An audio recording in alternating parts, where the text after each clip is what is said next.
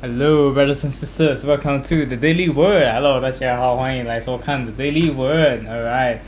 So today, wait, so today is a little bit late. To be honest, today I'm really, wait. I don't know. Today it's kind of tired, and then been kind of distracted with color grading. I've been grinding through all the YouTube videos about how to color grade my footage, and then about YouTube stuff like business, social media marketing and stuff. And then doing something on Instagram as well is quite an interesting thing. I think I'll probably do that more often. Yeah, if you're one of my followers, then you know. But yeah, it's alright. Even though we are late, but we're still doing it, so it's fine. So let's get right into it. Okay. So today is the book of Mark, chapter 8. Okay, let's go through 38 verses. Alright, so should be fine. Alright. Okay. Jesus feeds the 4,000. During those days, another large crowd gathered. Since they had nothing to eat, Jesus called his disciples to him and said, I have compassion for these people. They have already been with me 3 days and have nothing to eat. If I send them home hungry, they will collapse on the way, because some of them have come a long distance.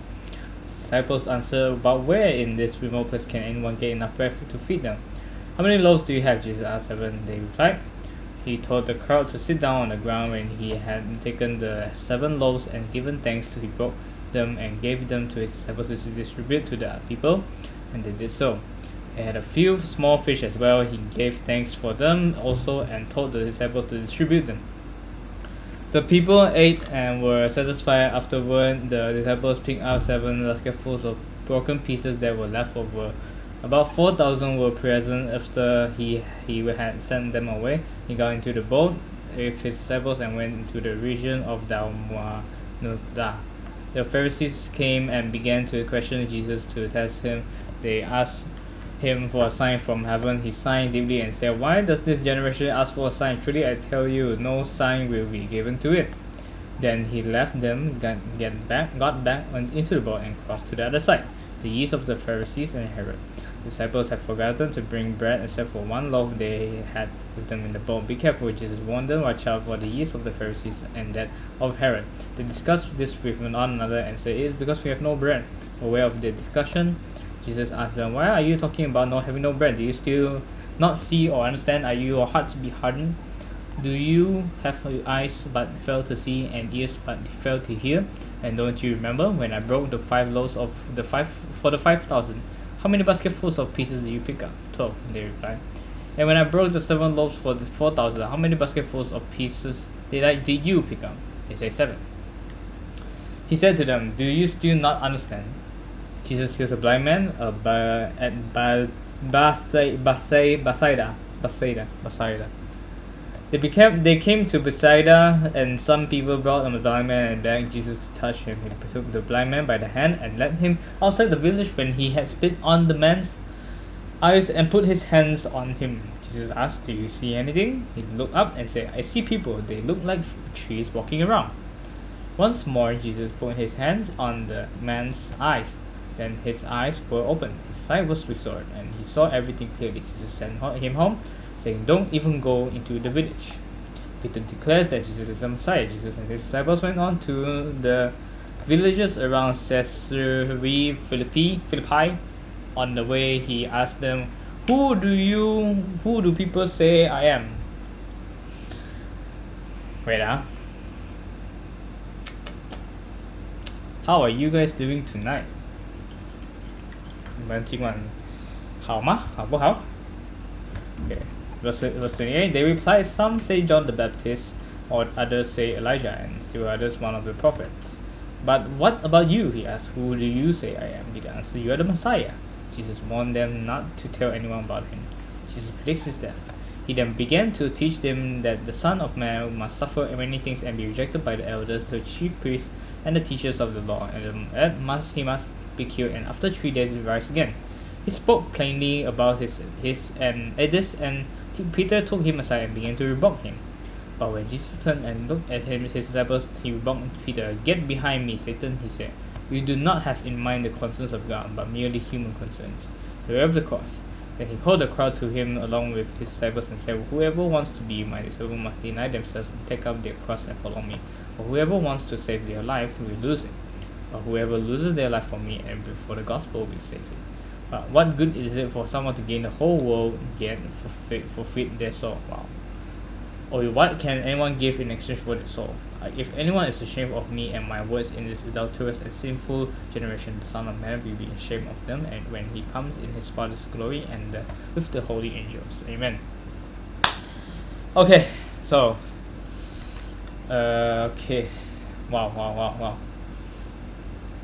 This is a interesting chapter. Wait, let me pick myself up again a bit. I think I consumed too much content today. Like, keep on staring at the screen for too long. Because I was color grading, that's why I didn't wear my computer glasses, which is recommended if you are doing like computer stuff. It doesn't really stores your eyes, but then I'm doing color. I have to really look at it with my eyes instead of through my glasses. So yeah, I got kind of fatigued, like really drained. I skipped workout today. Oh my gosh. Yeah.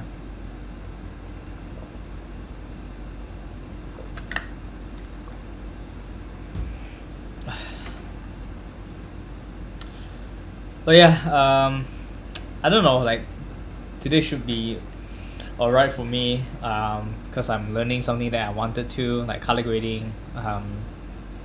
I guess it's a fine line that I have to find, like between learning and consuming and producing, taking a break and working, have to find that fine line. But anyways, let me check if you guys have any questions or what. Come on.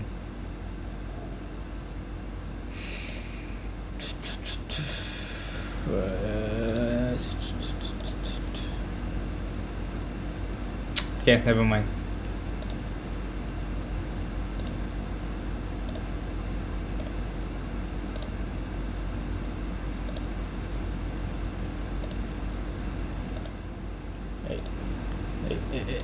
Okay. Yeah. So. How many let's see. Okay. So let's start with. This part.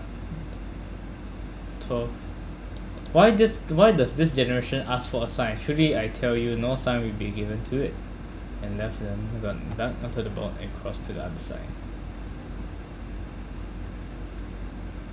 So we did mention that we shouldn't be testing God. We shouldn't be testing Jesus, like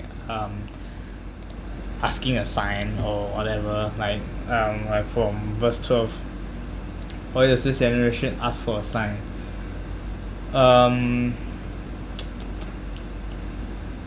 What I can understand from us humans, we only believe things that we can see with our sight. That's like the human, that's how we human are lah. We humans are, like we only believe what we see. We don't really have like faith. I mean, we have faith, but then we really have to practice that faith. Really have to practice that. It's like a muscle memory for me lah. Like our faith. If you don't practice your faith, then you wouldn't have faith in anything. So you wouldn't have faith with your family, with your wife, with your husband. So faith is a really strong thing. It's a really that is a thing that we should definitely practice, because we just have to have faith in Jesus, have to have faith in the Holy Spirit, need to have faith in God.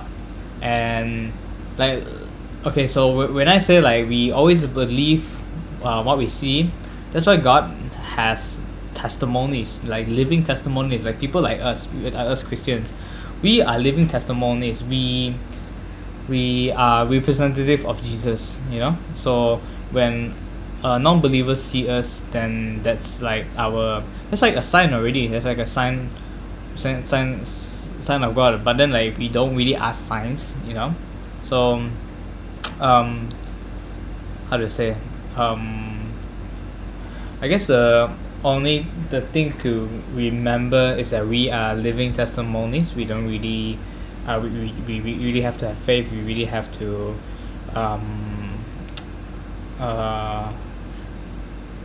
because let me wait yeah, this thing is kind of annoying. Okay. The box. Okay. Yeah, so well, I lost my train of thought.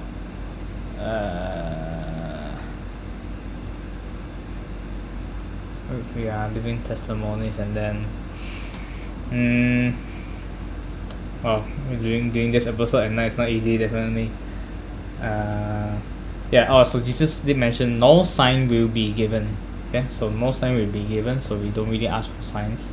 We just represent God. We represent Jesus. Like we serve Jesus by serving others.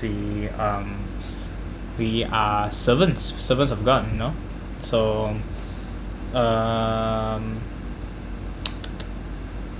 some miracles can be something already. So like there's already signs everywhere, so we don't really ask for signs. There's already signs. We just have to really look into it. Okay, it's not like I pray and then I pray for it's not like I pray for what I want and then I receive the next hour or the next minute. These are like these are not the word of God. Okay, these are not practices.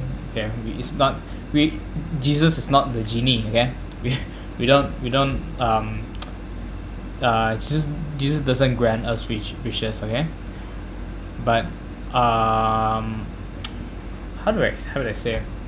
Of course, sometimes sometimes our prayers will be answered, definitely, and then sometimes it don't, or maybe sometimes our prayers will answer in a different way. Okay, so genies only answer your wishes. Okay, then only your wishes. So but yeah, Jesus is not genie. So we I don't know how do I get into this topic, but yeah, so we really have to have faith, like in our prayers. Pray with passion. Okay, and then make sure that you have a relationship with Jesus first before you ask for anything. Like, it's like, for example, if you don't have a relationship with this person, then how can you expect to ask this person like for something?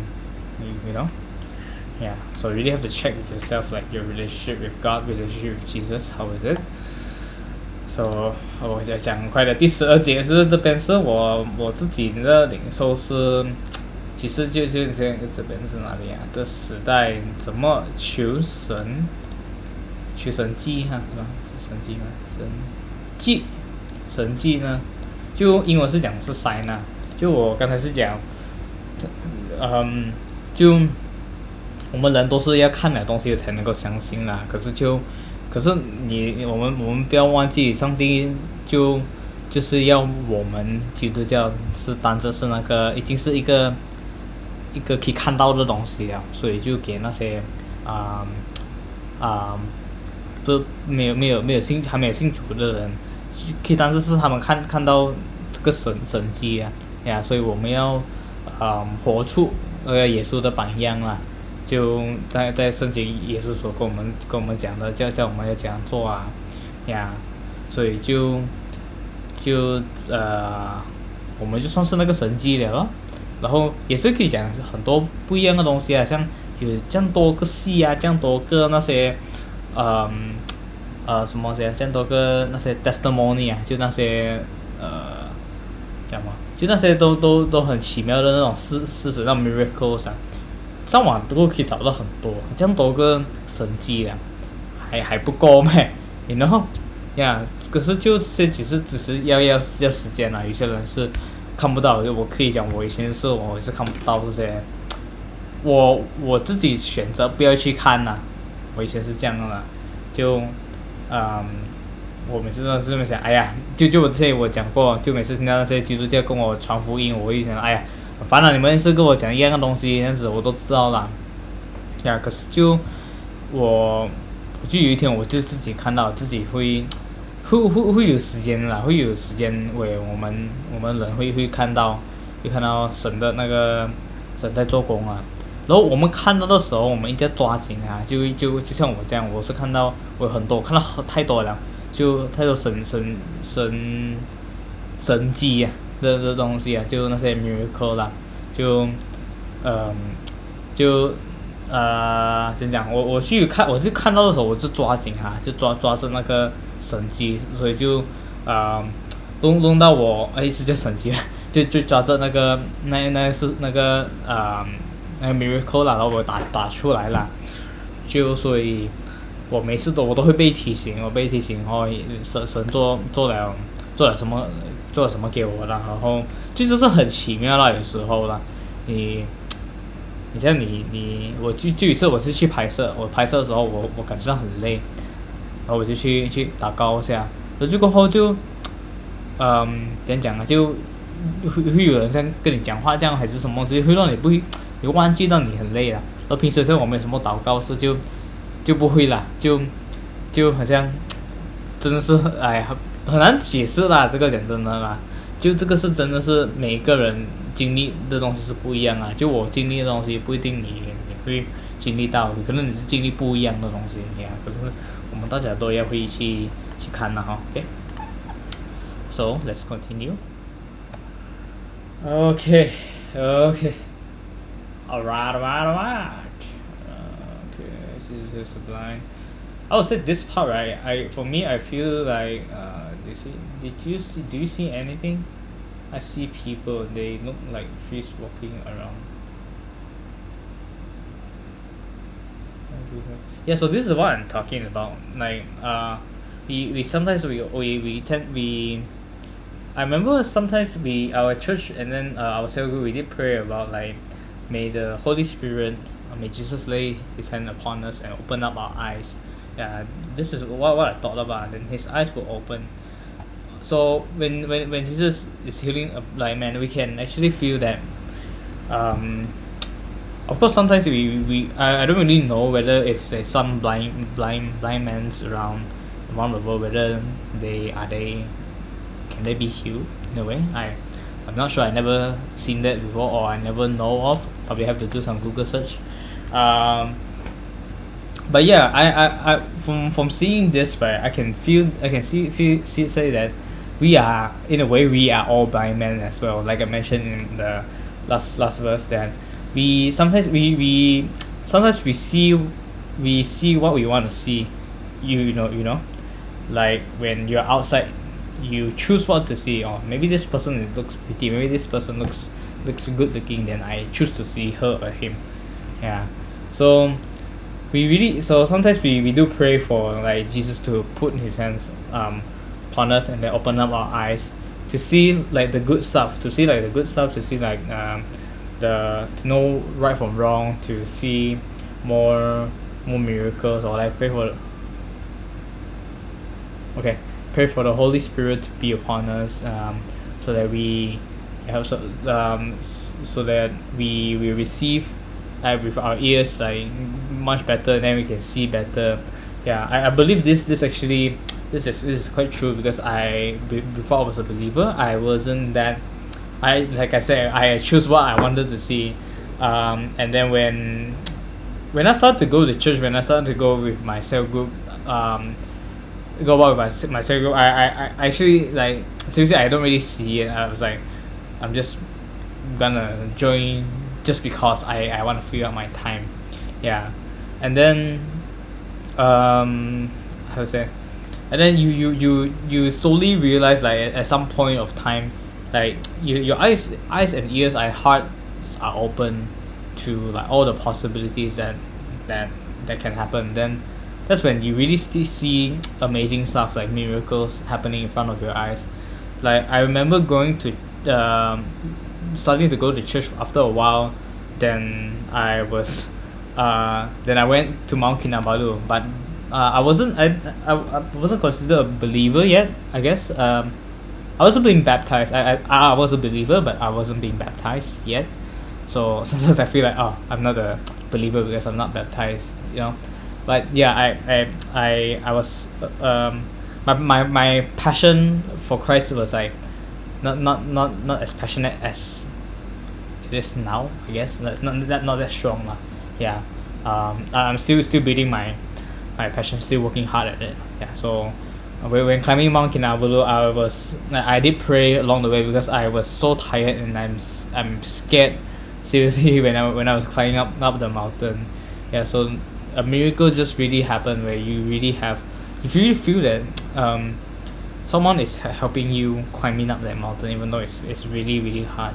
Yeah, because I didn't train much. I remember just jogging around in Miri for like once a week, and then that's it. And I was off to KK to climb the mountains.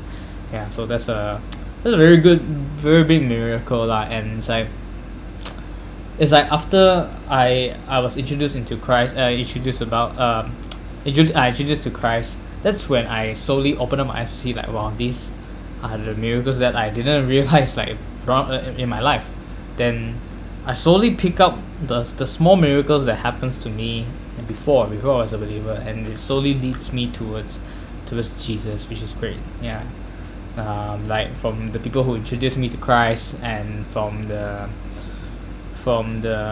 small things that happens in my life. Yeah, even though I wasn't a believer, so it's just then when you realize, you started to appreciate all of the things that happens to you, you know. Yeah, so it's really great. Okay, so 我刚才是讲到第25节哈，27哪里？第25节，他定这个什么，定一看就复的眼，就是讲他可以看了啦，他是一个，这不是叫盲人啊，瞎子呀。So 我不是很确定我们在这世界上有没有那些瞎子，他们是真的是能够看到啦。我觉得要 Google search 应该有啦，我不是很清楚。所以 anyways， 其实我是讲 in a way 是我们全部人也是可以算是瞎子咯，这样。也是可以算是瞎子咯。就我就可以讲，我以前没有信主的时候，我可以讲我看不到神在做工啊，我看不到神帮了我做了什么事啊哈，为了我做什么事，或者说帮了我什么啦。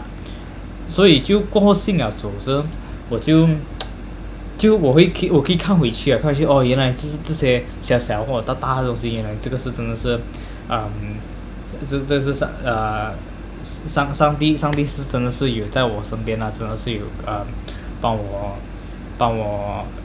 就会怎样讲啊，就在做工了哈，那个圣灵在做工啊呀。就这个有时候我们很难去解释啊，就我真的是很难去解释，就你会真的是去你要会 feel 到了，你会感觉到，所以就我们通常都会讲到要求圣灵来充满我们嘛，来打开我们的眼睛啊，打开我们的心啊，来领受啊。所以我是觉得这个就我信了主过后，我才知道这个是什么意思啦。就我觉得这边是就一样嘛，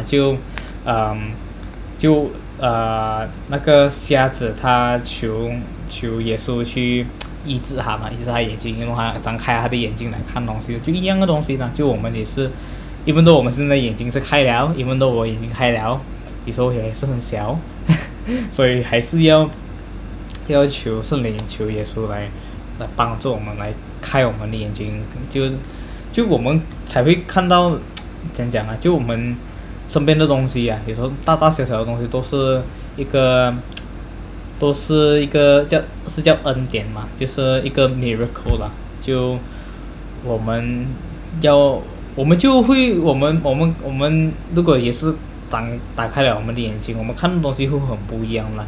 有可能你看到这个坏事发生，你可以当这是一个好事，就嗯可以转起来是一个好事，或者是这个坏事发生，然后你会想到哦，我会怎么去帮他？Instead of 如果你眼睛没有开的话，你看了你会可以了，不要管他了呀。所以就这些，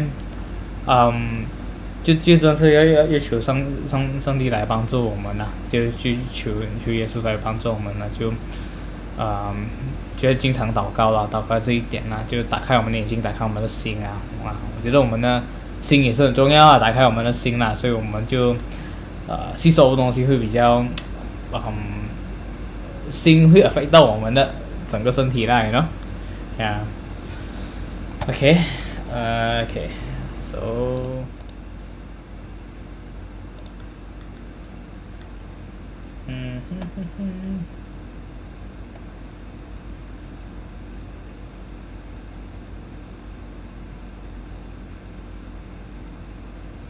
okay, and then this part, verse 33, you do not have in mind the concerns of God or merely human concerns.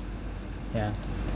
So it's very self-explanatory. Like sometimes we do only concern about our how to say we only have in mind of our concerns, which is quite selfish, I would say. And then we don't really have we don't have them in mind the like God's concerns of God. Yeah. So wait, like when it comes to concerns of God, we really have to see like what are we doing? What are we doing with our lives? Are we like I mentioned in my last few episodes, like in the from a purpose-driven life, it did mention that I think in the Bible as well. I don't know which chapter and which book actually. They mentioned that when we went to heaven, God is gonna ask us two questions. One is like, what do we do with His Son? The other thing is, did we fulfill our mission? You know, and then what is our mission? Our mission is we are created for God's pleasure, and we how do you say? Our purpose is to serve God's purpose. Yeah. So God's purpose for us is you have to work. Wait. Let me share with you. Let me try to share with you some. It'd be what's that? Wait, hold on.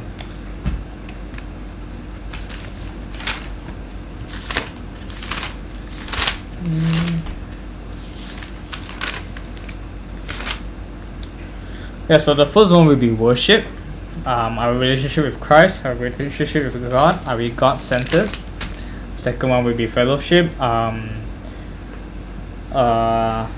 fellowship will be like for our church activities, or like our church members. Are we building a relationship with our church communities, church members? Our growth to be like Jesus. Are we thinking and acting like Jesus? And then our character growth lah. And the fourth one is ministry. Are we helping others? Are we using our gifts to serve others? And the fifth one is our mission. What's our mission? What's our mission on earth? Like it can be like sharing the good news, sharing the gospel. That's our mission. Mission and ministry is more or less the same in a way. Ministry is in a way lah. Ministry is like giving, and then mission is like sharing Christ, sharing the good news, sharing giving. Yeah. We minister, and we with ministry, and then leads to our mission. Yeah. So these five purposes it's actually something to live by. Like we have to I will probably write down in a card like my what are my purposes, because if we go with through with these five purposes that God has prepared for us, has want us to always remember, whatever that we do is going to serve these five purposes. And then definitely we have to balance. We have to find balance between each and every one of them. For example, worship. Yeah, you can do worship. You can build a relationship with God. Build a relationship with Jesus. And then after that, you have to. You still have to do fellowship. It's not like, okay, I'm gonna worship, then that's it. Like I'm gonna go to church alone or like with my family, and then not participating in like fellowships and like church activities, or I'm just gonna pray at home, just like that. It's not to say it's bad, but you were made to do so much more. You were made to do so much more, not just one thing. Okay. And then because our mission is to serve, is to share the good news. That's why if it is just one thing, if it is that easy, then everyone will be doing it. Everyone will be a believer of Christ. Yeah. So the question is whether if you are willing to walk this path and then fulfill these purposes or not just by words but by action. Yeah, so that's what I got from these. I'm still figuring out, still growing along the way. Still constantly reminding myself, trying my best to remind myself. It's like after I wrote this down, like it's been a few days since I looked back into these notes, but yeah, I guess now today is really something that think God wants me to look back at these and then really drew this message inside my head, inside my heart. Yeah, so I pray that Jesus will help me drew these words inside me. Yeah, so I can remember forever, right? Yeah, so so you do not have in mind. So when it comes to God's concern, what are God's concern? God's concern is for us to stray away from Him, getting further and further from Him, and then being more attached to earth, if that makes sense. Yeah, so I remember like yesterday or today I listened to an audio message from Pastor Rick Warren, the author for Purpose Driven Life. I remember it's from the audio message. So he did mention that this point which is very very very good to keep in mind, is that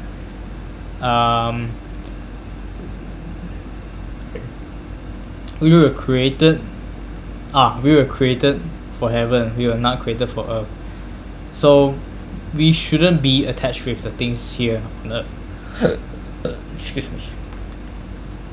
Yeah, so in a way, because we were created for heaven, that's why on earth we will never be satisfied. Everything that we do will never be satisfied.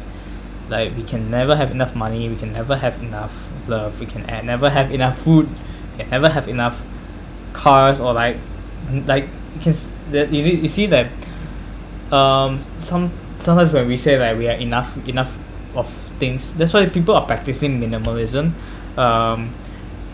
which I think is great. We appreciate the little things that we have. We don't really buy stuff, but the thing is, even though they are practicing minimalism, but they are still not satisfied, not fully satisfied with their lives. There's always gonna be something that's not satisfying you. Okay, it can be something small, it can be something big, but then the more we eliminate it, then the better is, I guess. Like when we started to realize that we don't really need that much money, in our lives. We don't really need that much stuff in our life. That's when we tend to get happy. We tend to be when we have a simple life. We will be very happy. Yeah. So, um, mm, what was I saying? Yeah. So, um, what's my point again? Oh, right. Yeah.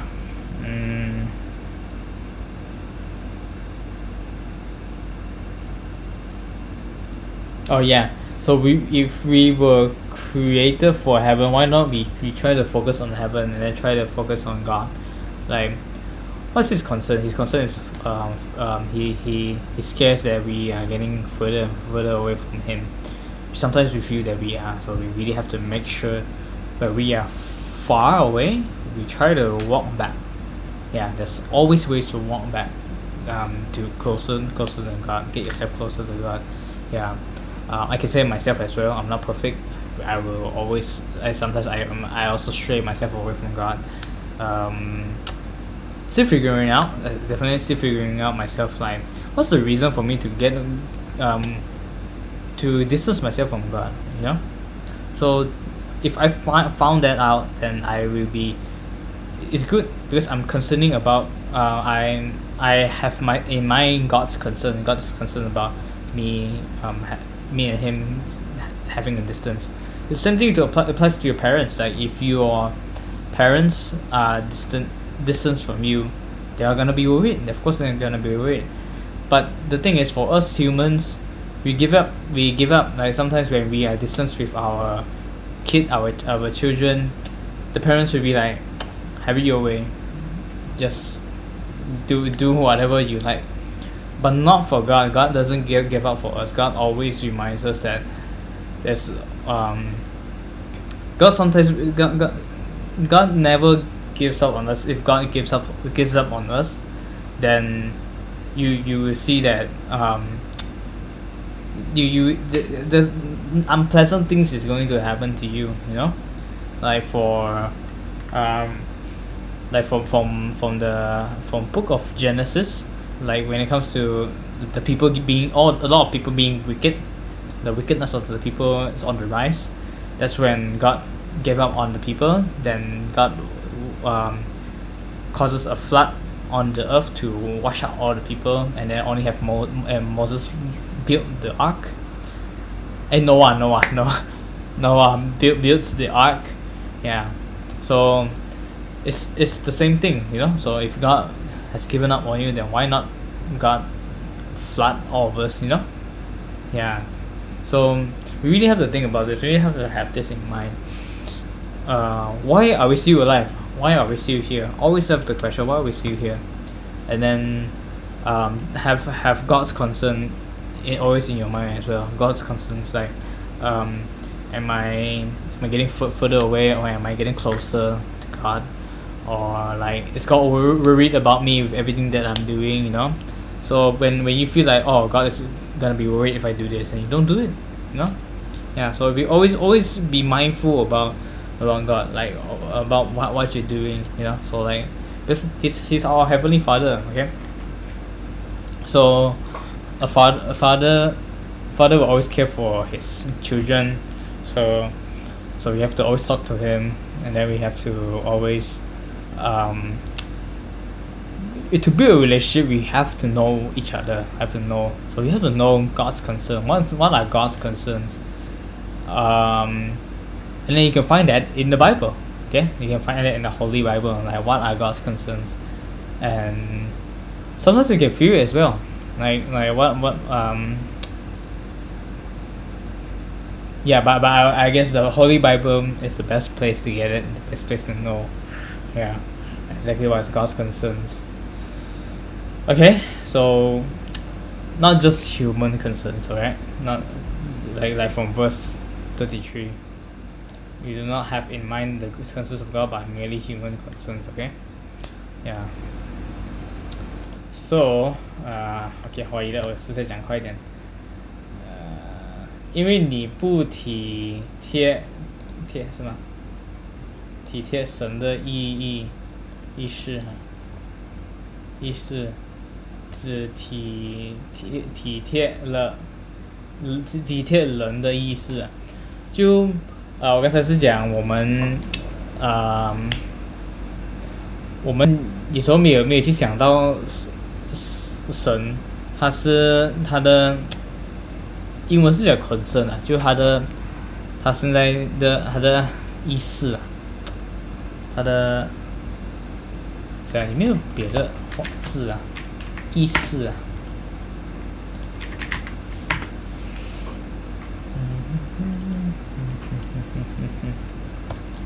，concern 关心。OK，就我们有没有我们我们知道神在关心我们嘛？我们有没有放在神在我们的？我们没有一直在想着神？就神有没有？我们有没有体贴神的意思？然后就我们这些问题都常常都要问我们自己啦。所以神是担心什么呢？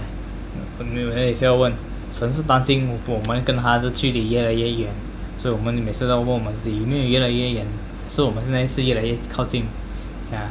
所以神也是担心我们没有做好我们的本分，我们没有做好我们上帝放了我们在世界上做什么呀？他也是会担心啊，他担心，哎呦，我的孩子，我放他在地球上面，他又没有做我要他做的。如果你是爸爸，你是当然会 feel 到很担心啊，就，哎，我孩子没有听话嘞，就没有做我要他做的东西啦呀，所以我们吃东西，然后上帝不是要我们做，好像像我们的爸爸这样，要我们做 engineer， 要我们做lawyer这些，上帝要我们做到最好的自己，我们最好的自己要做到像耶稣这样子呀，这个算是好啊，然后这个就上帝要我们做到，所以上帝做了我们制造了我们制造了我们有不一样的兴趣，有不一样的爱好，所以我们就要去从那边发展。我们从我们的爱好那边发展没有错啊，上帝现在我们这样子啊，就是用这些 skill 这些爱好来传福音啊，来 share the good news 啊，分享好消息啊，所以我们就每次都要问候我们自己，就问我们自己，有没有弄到神很担心我们啊，就是我们有没有做到神要我们做的东西啊？有没有？就我刚才是讲到神是要我们做什么呢？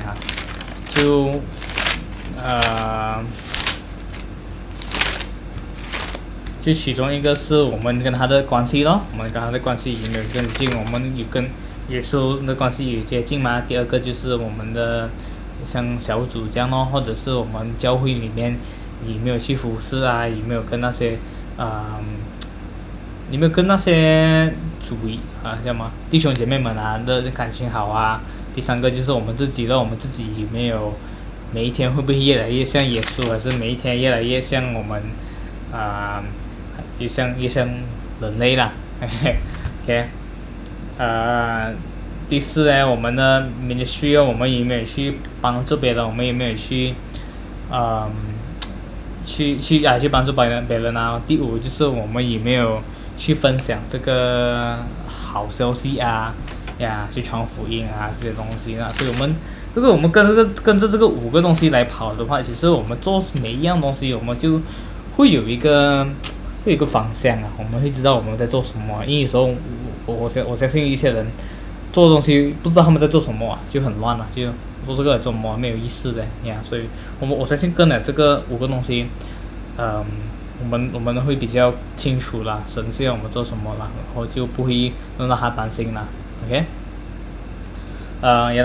然后我这个东西刚才是讲，我其实好像我写了过几天我都没有看，然后就今天突然间看，所以我觉得上帝是要我真的是要注意啦，所以我真的是求耶稣帮我drill 这些 message 进我的脑，进我的心啊。还永远记得这个。 Okay, alright. I think last one will be oh yes, this is something that I really want to talk about. Verse 36. Whoever who wants to save their life will lose it, but whoever loses their life for me, for the gospel, I will save it.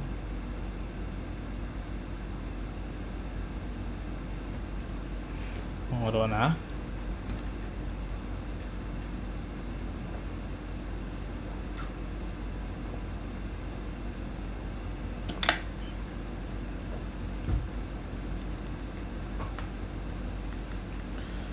Yeah, so this chapter, this part, I think is really important. Okay. So whoever wants to be my disciple must deny themselves and take up their cross and follow me. This is like to,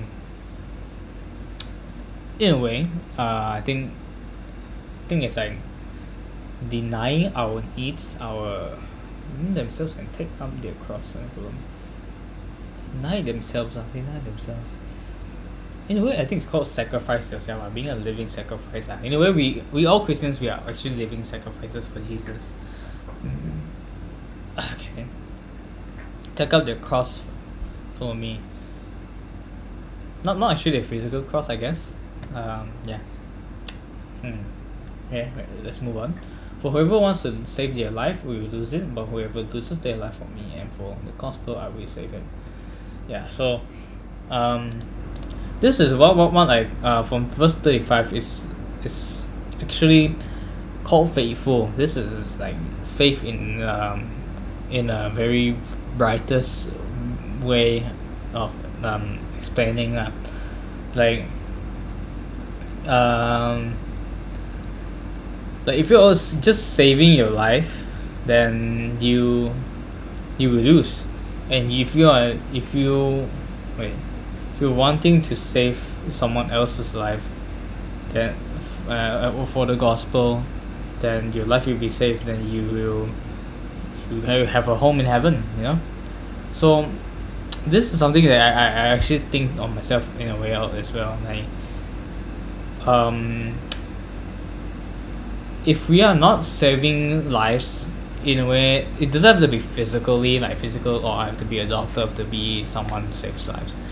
It can be saving souls as well. Saving souls are in a way saving lives, because if you don't save their souls, then they're not gonna make it in heaven. So yeah, if you're not saving souls, if we are just being selfish, if we want to save ourselves and we don't follow the five purposes of our lives, then we're gonna lose it. We're gonna lose this life, and then in the end, we might not even be able to reach heaven. Yeah. So really have to this is something that I would say it's quite hard for me to take this in, because before this I was actually being selfless. I wanted to help people. I wanted to do whatever I can to help people, but then so do whatever I can to help people, but then this is a few people who says like, I don't deserve to help people, I'm inexperienced to help people, I'm too young to help people, I have to wait when I'm older. That's when it really hits me. Like, I was thinking so hard about like, why can't I help people? Am I really too young to help people? Am I really too young in experience to help people? It's ridiculous when you're saying this out loud. It's really ridiculous, and you can see that there's a few people who is way younger than me, like 16, 15, whoever out of this country, who's helping thousands or millions of people. Like maybe some CEO is like around 20 or like 18 years old, who is helping like a lot of adults, a lot of people. Why can't they do it but I can? So I'm not trying to blame people, I'm not trying to blame them, but then I would say it affects me a lot. It really affects me a lot back then. But now I see it, and now I see that these things are like very, when these things come, when these things this negative things come to you, like saying that you can't do it, you're too young, really think about it. In a way, I would say I have to thank them for saying that, because it makes me see a little bit better. It makes me see that, oh, this world is actually not that supportive, so that it makes me want to support the younger generations. Like, give them, maybe give them a platform, or give them some inspiration to do what they actually wanted to do. Like, you never know, the next big idea might come from someone from high school, or come from someone from primary school, or from kindergarten. You never know. So you always have to give them a choice, give them some room to give them the right to decide what to do with their lives. Give them the right to decide what to do. Just give them the right to choose, to decide for themselves, instead of like deciding, telling them what to do. We all need that. We all definitely all need that. Like, for example, doing live streams, and then making videos as well. Like, I know back then I actually tried to like give some like advice about life and about anything, but then I can say I don't know better. But then I feel much better sharing it out than just keeping it inside. Like, I can say that right now I'm doing the same thing, but then right now I'm actually, in a way, sharing the gospel in a way. Yes, but now it's much better than last time. Yeah, but from my point of view is that I'm actually asking for help, because I was actually going through depression that time before I was a believer, and then it really makes it worse, makes it even worse. I remember I smoked a lot. I used to be a smoker. I smoked a lot right after I got that, like, from a friend. They're saying that I shouldn't be sharing out my experiences, or like teach people whatever, teach people about things that I'm not sure myself. Yeah, but little did I know that it's actually just sharing out what's inside of me, what's actually destroying me inside. Like, let it out. It's the same thing when it comes to prayers. You are sharing your things, sharing your problems to God, sharing your problems to Jesus. So after being a believer, it took me a while to actually be comfortable sharing again, because I think it's already, it became a trauma for me to share with people. I was always constantly thinking, I'm not qualified, I'm inexperienced, I'm too young to be sharing all of these. But then I really thank God for the cell group that I have. They are really open-minded. They really let me be more confident into sharing my testimonies, or sharing in general, and like whatever that I'm doing, or like whenever, if I needed to share like my problems or what, I'm comfortable to share with them. Sometimes I'm not, but then I can say me right now is much better than who I am back then. Wow, the thunderstorm. Yeah, so it's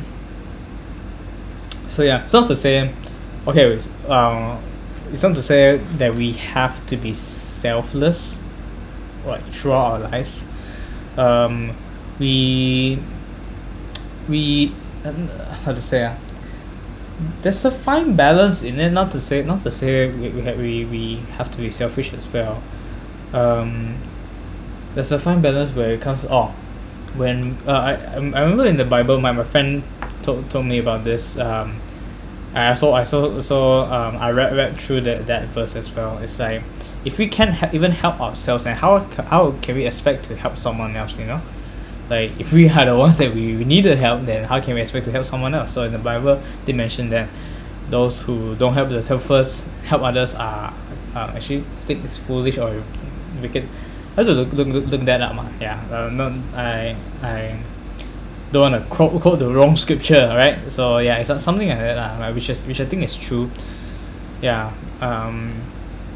because helping people out, people need, those people need help, So sometimes we do need help as well. We are not always gonna be helpers. Sometimes we are the ones, the victims, the people that we need help, you know. So it's not bad to ask for help. It's always alright to ask for help, like for anything that we do, you know. What was I going from that?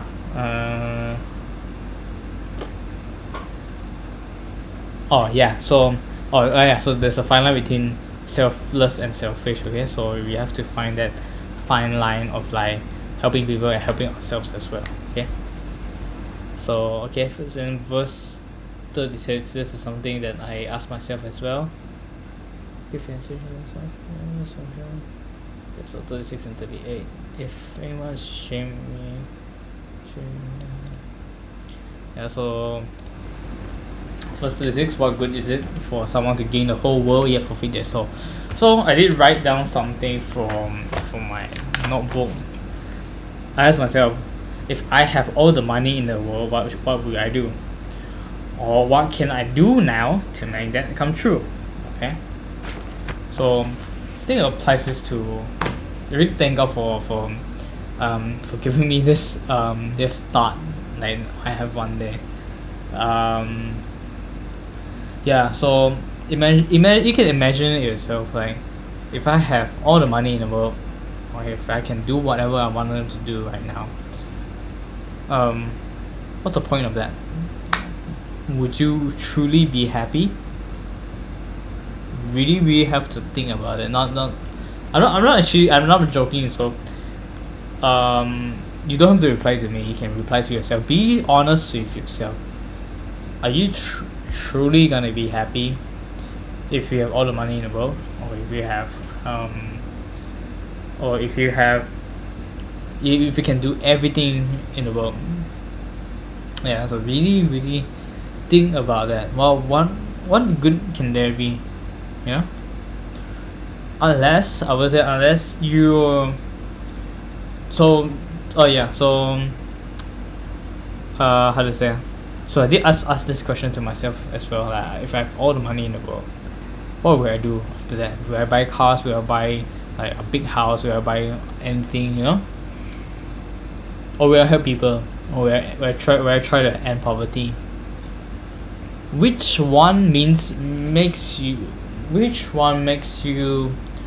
feel much better doing? Okay, let's put it into a different perspective. Let's steer into the skit. If you have all the money in the world, and then let's say for example, if you are immortal, if you're not gonna die, are you gonna continue doing that thing, comes to buying houses, or like like spending money like crazy all day every day for the rest of your life? Immortality is also something that I also find it like we can imagine immortality. It's actually a curse. Like you can see that from X-Men Logan. He's been through so many wars. He's seen so many deaths, so many loved ones gone. It's like his wish is to be dead. And it's like, I think it's the same thing when it comes to like having money. When you have all the money in the world, what's the use of that? And from the movie Logan, which is a very good movie, he spent the rest of the remainings of his life helping the kids, and then like it's much more meaningful to him. He could have just stayed where he is, like driving the limo or like doing whatever he wants, but he chose to help the kids. And he passed away like in dignity. He died with dignity, you know. And it's much meaningful death, you know. Yeah, so it's the same thing that applies to all of us. This is a question that we can actually talk for a long time. Yeah, about like what. So in the book that I read before, it's called Seven Habits of Effective People. It did mention that keep the end in mind. A lot of books actually mentioned this before, not just that book. Like keep the end in mind. in a way, what wait, hold on. The Bible did say something like not to mention this. There's another word for that. Wait, Pastor Rick Warren did say something about this. Forgot what is it about. Um, yeah. Okay. Anyways, if I can think about it, then I will share. So from the book, right, keep the end in mind that you can visualize like what would you want to leave a mark in the end of your life, you know. Do you want to be seen as a good father, as a visionary, or someone, or some you if you have all the money, let's say if you have all the money, then I would say it's really with all honesty that the people who goes to your funeral are the ones that wanted your money, and maybe it's just your family, you know. So if we look in another way, if someone who doesn't have much money but then he makes an impact in the world, your funeral is gonna be filled with tons of people, and then you're gonna leave a mark on the earth, like, and then you're gonna leave your mark on earth, and then people in the future will look up to you. People in the future will want to learn from you, want to learn what you have gone through. How did you make that impact, you know.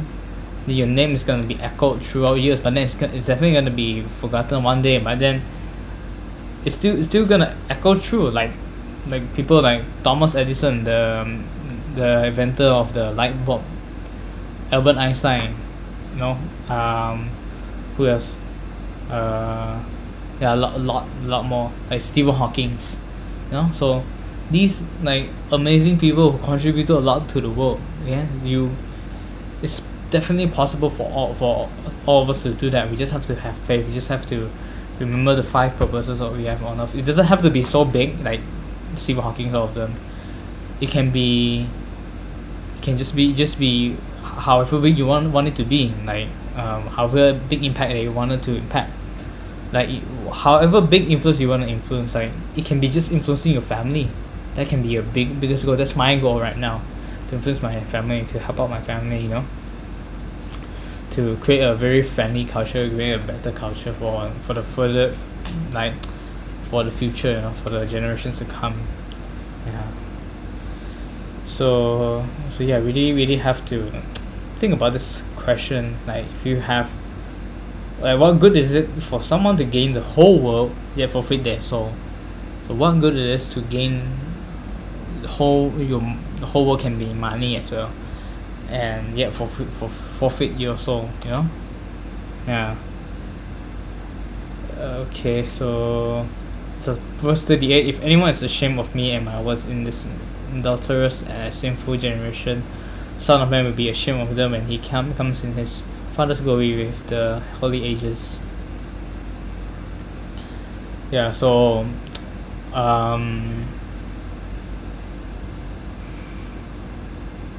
ashamed of Jesus. So I would say sometimes it's I will feel very, not to share ashamed. I feel shy when it comes to sharing the gospel, like, to people. That's something that I'm working on.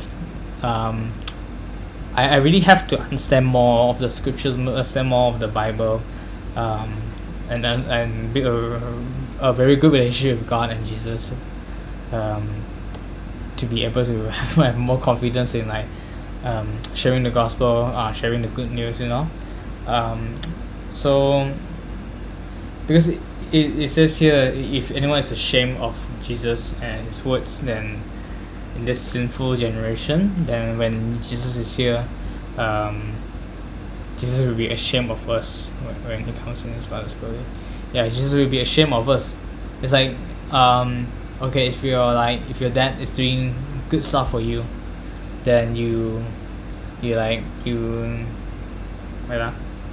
Yeah, if your dad is doing good stuff for you, and then you're shy to share it with people. You're shy to share, but your dad wants you to share it. Your dad wants you to share the good news, or share something to your friends, to the people around you. When you or maybe you're ashamed like, oh yeah, I don't want to share lah, and like then your dad is gonna be ashamed of you as well, like my son, like, like yeah. So sometimes I would love to think like this, like visualize like this. Makes it easier, makes it easier, and then for us to understand what does it even mean. Sometimes the parable, I would say, sometimes it's quite hard to understand, but we really have to think whatever works. Whatever, if the message is, if the information is accurate, so it doesn't really matter how you actually change it, like as long as the message is there. So yeah. So verse 38 will be like, don't be ashamed when we are sharing the good news. Don't be ashamed when we are sharing stuff with our friends, with our family, with the people around us. Be proud, be passionate about it. Be passionate. That's something that I really, really want to look into. How to be passionate when it comes to worshiping God, when it comes to doing everything, sharing the word, like passion, something that it's very hard for you to practice. It's something that actually comes, I can say that it can be a habit if you really practice it. I'm practicing as well. I'm not sure how does it work. Is there like a switch to activate it? My way of being passionate is to think, yeah, like I mentioned, is to think about what God has done for me, and then how to say, in a weird way, it's like faking it till you make it. Like when we do our self groups, when we are worshiping, when we are singing, all that. Sometimes when I feel like I don't want to sing, or like when I feel like maybe I can sing happily, maybe I can dance around, just be foolish, and then it really sparks a flame in me. It really makes me feel more passionate doing it. Or maybe when I'm praying, then I really focus a lot on God, and then think about how does it feel like to be passionate. And that really helps me a lot. Like what like passionate is like when you're having a lot of faith in God, having a lot of faith in Jesus, and then you would pray how to say, when you are praying, I would say it's like you pray for a long time, and then you will you talk to God for a long time lah. It's very hard. That's what I said at first. Like it's very hard to really justify passion. Okay, let's put it in different perspectives. Like when it comes to, let's say for me, I'm passionate in filmmaking, so everything that I do is serve filmmaking. When it comes to YouTube, so we're doing some research, practicing, shooting, everything. Ask friends about it, and then pitch to clients. Look for clients about filmmaking. So it's the same thing. Like if you're passionate with God, if you're passionate with Jesus, then everything you do, you'll be searching YouTube for like gospel videos or like gospel movies, and like talking to your friends about it, sharing the good word, sharing the good news, pray about it. Everything that you do, that it's gonna be here, it's gonna be in your head, it's gonna be in your heart. Like when you're passionate about this girl, it's the same thing. You can't sleep at night, you keep thinking about her or him. You everything you do, it serves the passion of like getting him or her. You work out because you want to get fit to impress him or her. Yeah, but it's the same I think same things that apply to Jesus, but then having the same amount of passion, having the passion for Jesus is much more important than having passion for other things. Yeah. So like for example, like example, like finding your soulmate, that's like yeah, that's not the way. Yeah, took me a while to, I guess you guys already know lah. Yeah, okay, so I guess that's it for today. Yeah, should have a course to go to attend, online course, but then I really, really feel tired. But yeah, it's been a great episode, even though I think no one is watching, but it's alright. Like this is faith. Like like I said earlier, God does things in various ways, in sometimes mysterious ways. So this might be doing it. I'm doing this for God. I'm doing this for me, and I'm not doing this for anyone. Actually, I'm just doing this for God, sharing the good news on social media, doing my part. Okay, yeah. So as long as I focus in this, I think about this and think I'll be fine. Then it's not a waste. I would say this episode I get to I got reminded about the 5 purposes, my 5 purposes. Yeah, so yeah, not too bad, but yeah, it's quite an interesting episode today, quite an interesting chapter today with Ethan. So yeah, guess that's it. May God bless you and have a great night, and yeah, hope you find your passion, find your purpose, and then I will speak to you tomorrow. So good night and sleep tight. Yeah, have a good night. Yeah, bye.